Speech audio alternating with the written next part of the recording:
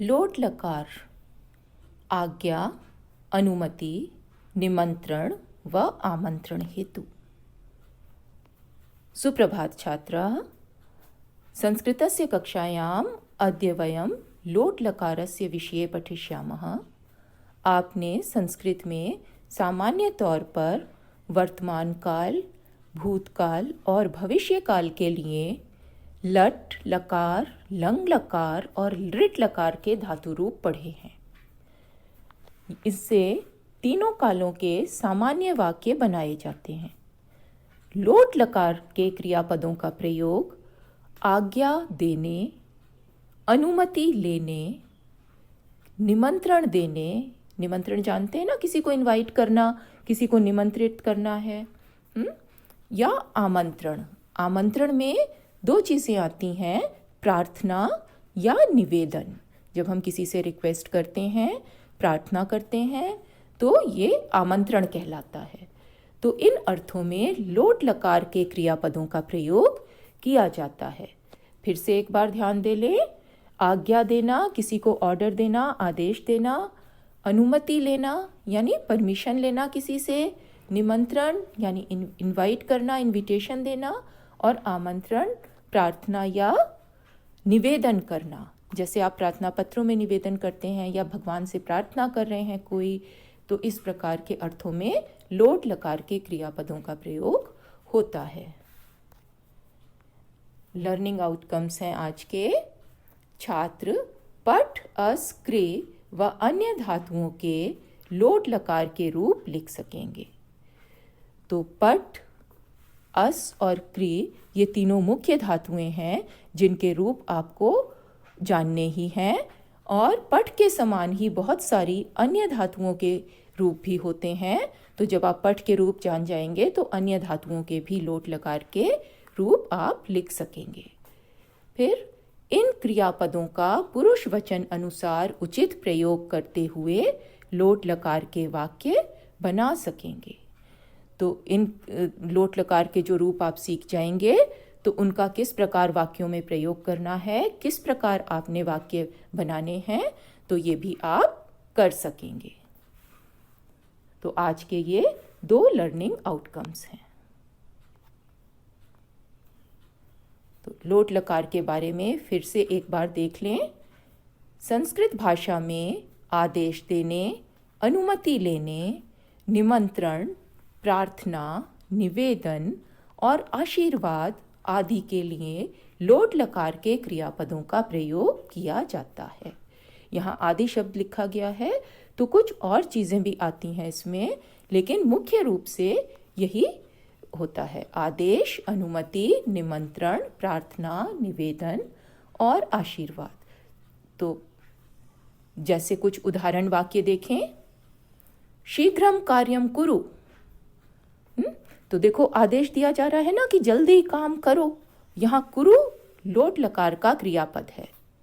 फिर किम अहम प्रविशानि, क्या मैं प्रवेश करूं, जैसे आप इंग्लिश में कहते हो मे आई कम इन प्लीज, है ना। तो ये प्रविशानि लोट लकार है। नेक्स्ट देखें। भवान मम गृहे आगच्छतु। भवान यानी आप मेरे घर आए। तो ये किसी को निमंत्रित किया जा रहा है। फिर सर्वे सुखिनः भवन्तु। तो प्रार्थना करते हैं ना कि सभी सुखी हों, तो भवन्तु क्रियापद लोट लकार का।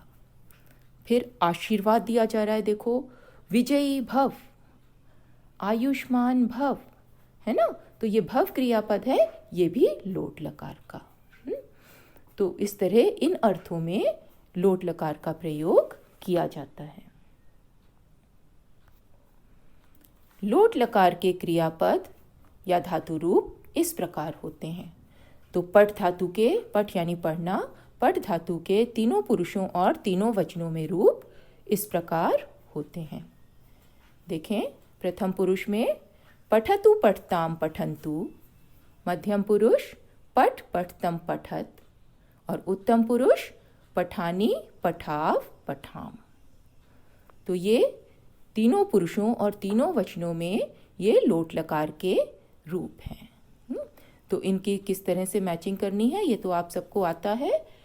आप पहले लकारों में पढ़ चुके हैं, तो यहाँ ये ध्यान दे लें कि पठ के समान ही अन्य धातुओं भू, गम, नम, वद, लिख, रक्ष, क्रीड, धाव, खाद, दृश, स्था, स्मृ आदि के रूप होते हैं। तो इन सभी धातुओं के रूप पठ के समान ही होते हैं। तो अगर आपने पठ के रूप सीख लिए तो आप इन सभी धातुओं के रूप भी लिख सकते हैं, जो कि हमारा आज का पहला लर्निंग आउटकम था कि आप इन धातुओं के रूप लिख सकेंगे। हाँ, तो कुछ धातुओं के प्रथम पुरुष के धातु रूप इस प्रकार देख लें, जिससे आप मध्यम पुरुष और उत्तम पुरुष आप स्वयं अपनी नोटबुक में लिख सकते हैं। भू धातु, फिर अर्थ, फिर एक तीनों वचनों के रूप दिए गए हैं। भू भव में चेंज हो जाती है, भू माने होना। इसके रूप हैं भवतु, भवताम, भवंतु। बच्चों ये सिर्फ प्रथम पुरुष के रूप यहाँ दिए गए हैं। आपके एक तरह से संकेत दिया गया है कि इस प्रकार के रूप आप दोनों बाकी पुरुषों में भी लिख सकते हैं। फिर वद माने बोलना, वदतु, वदताम, वदंतु। गम ये गच्छ होकर चलती है रूप, गम माने जाना। गच्छतु, गच्छताम, गच्छन्तु। फिर दृश देखना, दृश के रूप पश्य करके चलते हैं, पश्यतु, पश्यताम, पश्यन्तु। स्था माने बैठना, इसके रूप होंगे तिष्ठ करके, तिष्ठतु, तिष्ठताम, तिष्ठन्तु। पीना, और पिब करके रूप होंगे पिबतु, पिबताम, पिबन्तु। स्मर याद करना, स्मरतु, स्मरताम, स्मरन्तु। तो ये यहाँ कुछ धातुओं के रूप दिए गए हैं, तो इनके दोनों पुरुषों के बाकी के रूप आप लिख सकते हैं, और अन्य धातुओं के रूप भी आप इसी प्रकार लोट लकार में लिख सकते हैं। हाँ, अस और क्री धातुओं के रूप पठ से भिन्न होते हैं, पठ के समान नहीं होते, इन्हें अलग से लिखना है और याद करना है। तो अस के रूप देखें, प्रथम पुरुष में अस्तु, स्ताम, संतु। मध्यम पुरुष एधि, स्तम, स्त। उत्तम पुरुष असानी, असाव, असाम। क्री के रूप देखें, प्रथम पुरुष में करोतु, कुरुताम, कुर्वन्तु। मध्यम पुरुष कुरु, कुरुतम, कुरुत। और उत्तम पुरुष में रूप हैं कर्वाणी, करवाव, करवां। तो पठ, अस और क्री तीनों धातुओं के आपने लोट लकार के रूप सीख लिए। इन्हें नोटबुक में लिखें सही स्पेलिंग के साथ, सही मात्राओं के साथ, और इन्हें याद करें। अब देखें परीक्षा में किस प्रकार प्रश्न आता है। कोष्ठकात् उचितम क्रियापदम चित्वा वाक्यानि पूरयत।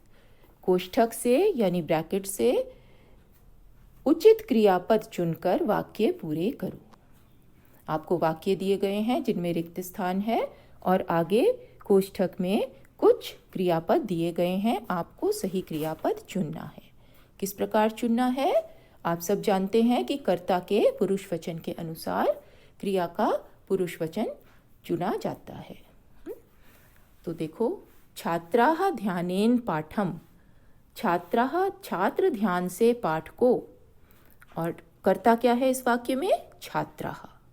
तो छात्राः प्रथम पुरुष बहुवचन का शब्द है, तो आगे हम तीन जो क्रियापद दिए हैं, पठतु, पठन्तु और पठाम, इनमें से देखेंगे कि प्रथम पुरुष बहुवचन का क्रियापद कौन सा है, और उसे रिक्त स्थान में लिखेंगे। तो वाक्य बना, छात्राः ध्यानेन पाठम पठन्तु। पठन्तु शब्द प्रथम पुरुष बहुवचन का है। फिर है सेकंड सेंटेंस, हे आचार्य किम अहम पाठम। पूछ रहा है बच्चा आचार्य से कि हे आचार्य, हे गुरु, क्या मैं पाठ। अब कर्ता कौन है इसमें? आचार्य करता है कि अहम करता है? ध्यान दो, अपने लिए पूछ रहा है ना, तो अहम करता है, आचार्य तो संबोधन है। तो अहम के साथ कौन सी क्रिया आएगी? देखो, अहम उत्तम पुरुष एक वचन, तो क्रिया कैसे आएगी? हाँ, अहम किम अहम पाठम पठानी। पठानी उत्तम पुरुष एक वचन है। बच्चों, अगर आप पठ के रूप याद कर लेते हैं तो आपको बहुत सारी धातुओं के रूप खुद ही आ जाएंगे। और ये सिर्फ कोष्ठक में से पहचानने हैं आपको। थर्ड सेंटेंस देखो, अद्य भवान मम गृहे भोजनम, आज आप मेरे घर में भोजन करें। किसको कहा जा रहा है? भवान, आप करें। भवान, भवान के साथ प्रथम पुरुष की क्रिया आती है, तो क्या है प्रथम पुरुष का? करोतु। अद्य भवान मम गृहे भोजनम करोतु। फिर चौथा सेंटेंस देखें, कल्याणम, आशीर्वाद दिया जा रहा है, कल्याण हो, कल्याणम, तो क्या होगा? एक वचन में है ना कल्याण, प्रथम पुरुष एक वचन में लेंगे कल्याण शब्द को, तो अस्तु, कल्याणम अस्तु। नेक्स्ट देखो, युवाम शीघ्रम दुग्धम, तुम दोनों शीघ्र दूध। अब युवाम के साथ कौन सा आएगा बच्चों? युवाम मध्यम पुरुष द्विवचन का कर्ता, और क्या आएगा इसके साथ? मध्यम पुरुष द्विवचन की क्रिया देखें। पिबतु तो प्रथम पुरुष का है और पिबानी उत्तम पुरुष। पिबतम मध्यम पुरुष द्विवचन। युवाम शीघ्रम दुग्धम पिबतम, तुम दोनों शीघ्र ही दूध पियो। फिर सिक्स सेंटेंस, हे सुदीप, संबोधन है ये। अधुना गृहम, क्या कह रहे हैं? हे सुदीप, अब घर, और आगे गच का रूप है, कह रहे हैं अब घर जाओ। किसको कहा जा रहा है ये? सुदीप को। तो बच्चों देखो, इसको सुदीप को संबोधन किया है ना? सुदीप को आवाज दे के बुलाया जा रहा है। तो जिसको संबोधित किया जाता है, जिसको आवाज देकर बुलाया जाता है, तो वो कौन सा पर्सन होगा? जिससे बात की जा रही है, जो बात सुन रहा है, वो सेकंड पर्सन होता है। तो सुदीप या जिसको संबोधित किया जाता है वो सेकंड पर्सन हो जाता है। तो मध्यम पुरुष हुआ, उसके साथ मध्यम पुरुष की क्रिया लगेगी। तो मध्यम पुरुष एक वचन की क्रिया है यहाँ गच। अगर हम कहते सुदीप घर जाए तो सुदीप थर्ड पर्सन था, लेकिन यहाँ कहा जा रहा है हे सुदीप अब घर जाओ, यानी सुदीप को डायरेक्टली कहा जा रहा है। तो ये ध्यान रखो कि यहाँ संबोधित करने से सुदीप सेकंड पर्सन हो गया। तो अधुना गृहम गच। तो इस प्रकार आप इन वाक्यों को पूरा कर सकते हैं, और पूरा करते समय कर्ता के पुरुष वचन के अनुसार क्रिया होनी चाहिए। ये चीज़ हर बार ध्यान भी रखें और दोबारा भी चेक करें। तो लोट लकार के वाक्यों में ध्यान दें। फिर से एक चीज़ एक बार रिमाइंड कर लो कि सामान्यतः कर्ता के पुरुष वचन के अनुसार क्रिया होती है, सबको पता है, ऐसे ही क्रिया का प्रयोग होता है। फिर यदि वाक्य में कर्ता ना हो तो मध्यम पुरुष की क्रिया लगाते हैं। कभी ऐसे वाक्य भी आ जाते हैं कि जिसमें कर्ता नहीं दिया गया होता, जैसे तूष्णीम भव, चुप हो जाओ। तो चुप हो जाओ किससे कहा जा रहा होगा? डेफिनेटली सेकंड पर्सन से कहा जा रहा है कि सामने जो व्यक्ति बैठे हैं, जो लोग भी हैं, या कोई एक है या ज़्यादा हैं, उन्हीं से कहा जा रहा है ना कि चुप हो जाओ। तो वो सेकंड पर्सन हो गए, यानी मध्यम पुरुष की क्रिया यहाँ लगाई जाएगी। इस बात को ध्यान रख लेना कि अगर कभी कर्ता ना हो लोट लकार के वाक्य में तो मध्यम पुरुष की क्रिया होगी। वैसे तो सामान्य तौर पर हर वाक्य में कर्ता का कोई ना कोई शब्द होगा ही। फिर जिसे संबोधित किया जाता है वह भी मध्यम पुरुष होता है। ये अभी आपने पिछले वाक्य में देखा कि सुदीप को संबोधित किया जा रहा था, तो जिसे आवाज दे के हम बुलाते हैं वह भी मध्यम पुरुष है, उसके साथ भी मध्यम पुरुष की क्रिया लगाते हैं। जैसे हे मोहन, हम किसी को आवाज दे रहे हैं तो ये मध्यम पुरुष हो गया। तो आपने आज देखे लोट लकार के रूप सीखे, लोट लकार के बारे में जाना।